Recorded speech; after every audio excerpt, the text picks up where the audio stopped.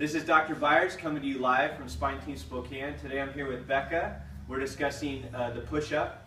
The push-up has been used for a long time as a way to evaluate upper body strength.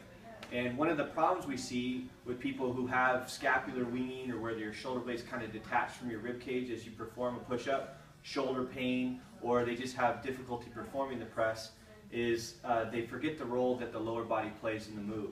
So today we're just going to walk you through how to do a push-up and make sure that you're doing it right, so not only do you keep yourself safe, but you can also make sure that you can perform at your highest level. So Becca, I'm going to have you go ahead and get in a push-up position here for me. Becca's a college softball player. She's pretty strong.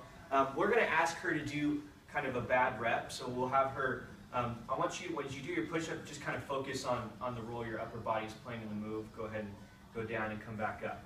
So as she does that, you'll note that the hips kind of stay a little bit high. Will you do one more for us?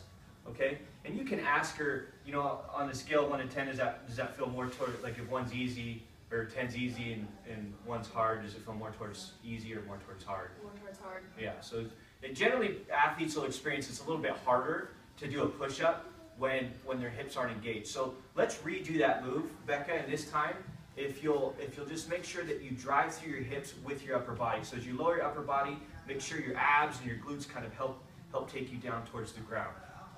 Okay, very good. So you'll notice that she's much more kind of playing with herself. Her shoulder blades stay nice and attached to her rib cage. And how does that one feel compared to the first one? A lot easier. A lot easier. So, and that's generally what we'll find.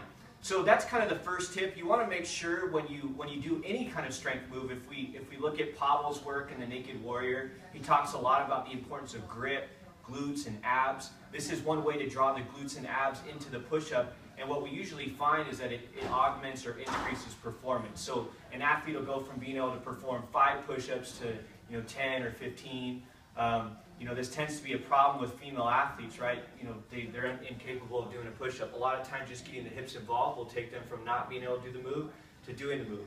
So let's talk a little bit more about a few of the things that are important to push-up. So if you notice, Becca's push-up's pretty good, and she does this pretty intuitively without much coaching. But as she comes down, if you notice the position of the elbow, they stay closer to her body than going further away. That's really important.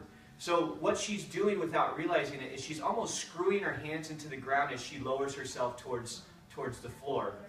What that does is that keeps her shoulder engaged, this scapula kind of depressed and locked into what we call the pocket.